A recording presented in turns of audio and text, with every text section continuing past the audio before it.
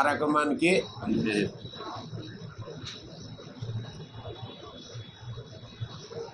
ముఖ్య అతిథిగా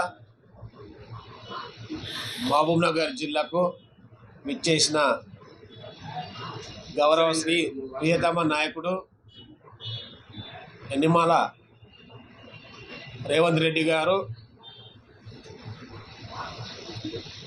ముఖ్యమంత్రి గారికి మా మత్స్యకారులు తెలుగులు ముదిరాజు తరపుకెళ్ళి తెలంగాణ మత్స్యకారుల సంఘం ఆధ్వర్యంలో ముదిరాజు సంఘం ఆధ్వర్యంలో వినతి పత్రం ఇవ్వడానికి నిన్న జరిగిన మహాసభకు పోవడం, వినతి పత్రం ఇవ్వడం జరిగింది. చాలా సంతోషకరం. ఎందుకంటే ఇప్పటి వరకు ఇలాంటి ముఖ్యమంత్రిని ఎక్కడ కూడా మేము చూడలేదు. అడిగిందాడే మా ప్రీతమ నాయకుడు ఎన్ఎం శ్రీనివాసరెడ్డి గారు మా పేర్లు తీసుకొని, మా ఐడెంటిటీ కార్డులు తీసుకొని వినతి పత్రం సంఘాల తరపుకి వెళ్ళి మత్స్యకారుల సమస్యలపైన, ముద్రాల సమస్యలపైన ముఖ్యమంత్రికి గల్లుస్తారని చెప్పడం, రాపియడం, మళ్ళీ వినతి పత్రం సమర్పించుకునడం జరిగింది.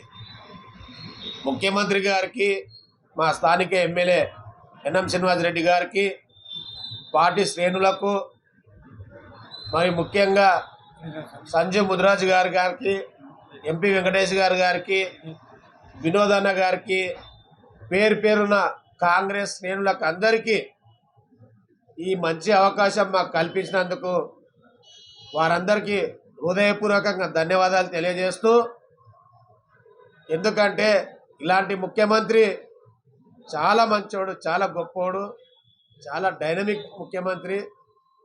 మాకు BCDA గ్రూప్ సర్టిఫికేట్ ఇస్తాడన్న నమ్మకం మాకుంది. ఎందుకంటే గతంలో వైఎస్ రాజశేఖర రెడ్డి గారు మాకు 15 జీవో ఇవ్వడం జరిగింది. 8 నుండి 9 నెలలు కంటిన్యూ మాకు ఏ సర్టిఫికేట్ ఇవ్వడం జరిగింది. వాటిలో ప్రమోషన్లు కూడా రావడం కూడా జరిగింది. కానీ అనివార్య కారణం వల్ల అది తాత్కాలికంగా ఆపడం జరిగింది.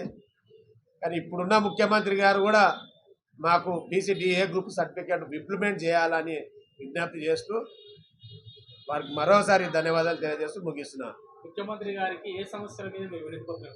మత్స్యకారుల సమస్యలపైన, చెర్లపైన, మరియు మత్స్యకారుల కుటుంబాల విద్యార్థులకు, చదువుకునే వ్యక్తులకు పాఠశాలలు, మత్స్యశాఖ తరపుకెళ్ళి ఉద్యోగాలు, మరియు ఏదైతే పర్యాటక శాఖలో ఉద్యోగాలు, మున్సిపాల్కు సంబంధించిన మున్సిపల్ పరిధిలో ఉన్న చెరువుల మీద గజహితగాలను కూడా ఏర్పాటు చేయాల్సిన అవసరం ఉంది. మరియు ఈ శాఖలో ఎందుకంటే ఖచ్చితంగా మా మత్స్యకారులు దీని మీద అవగాహన ఉంటుంది ఎక్కువ.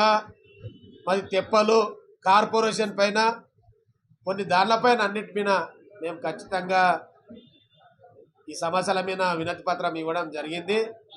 మాకు నమ్మకం ఉంది, రాబోయే పార్లమెంట్ ఎన్నికల్లో యావత్ తెలంగాణ రాష్ట్రం మొత్తంలో 17 మందిని గెలిపించుకుంటాం. కనుక ఈ అవకాశం మాకు కల్పించాల్సిన అవసరం. గత ప్రభుత్వంలో మీకు ఏమి హామీ ఇవ్వలేదా?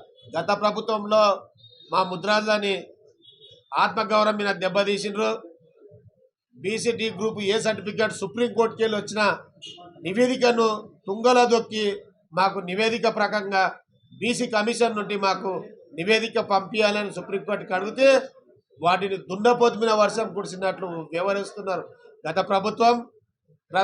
ప్రభుత్వం. ముఖ్యమంత్రి గారికి మేము ఒకటే, మా ముద్రాజులకు ఏ ఒక్కరికి కూడా ఎమ్మెల్యే టికెట్ ఇవ్వకుండా మా ముద్రాజుల ఆత్మగౌరవం మీద దెబ్బతీసింది కనుక అది మొత్తం టోటల్గా ఇప్పుడు మొన్న 2023లో 2024లో ఏదైతే ఎన్నికలు జరిగినావో వాటికి మేము వ్యతిరేకించి, TRSకి వ్యతిరేకించి కాంగ్రెస్ పార్టీని సంపూర్ణ మద్దతు ఇచ్చి యావత్ రాష్ట్ర మొత్తంలో 65 లక్షల మందిని మేము కాంగ్రెస్ పార్టీకి ఓట్లేసి గెలిపించడం జరిగింది. కనుక మాకు జరుగుతుంది.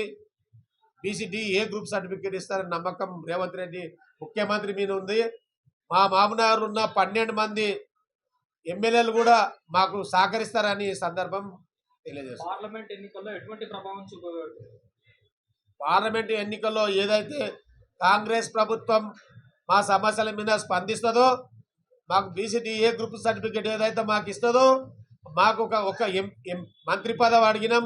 అది మక్తల్ నియోజకవర్గం శాసనసభ్యులు వాకిటి శ్రీహరి గారికి కూడా మాకు మంత్రి వర్గంలో ఒక చిన్న అవకాశం కూడా కల్పించాలని అదొకటి.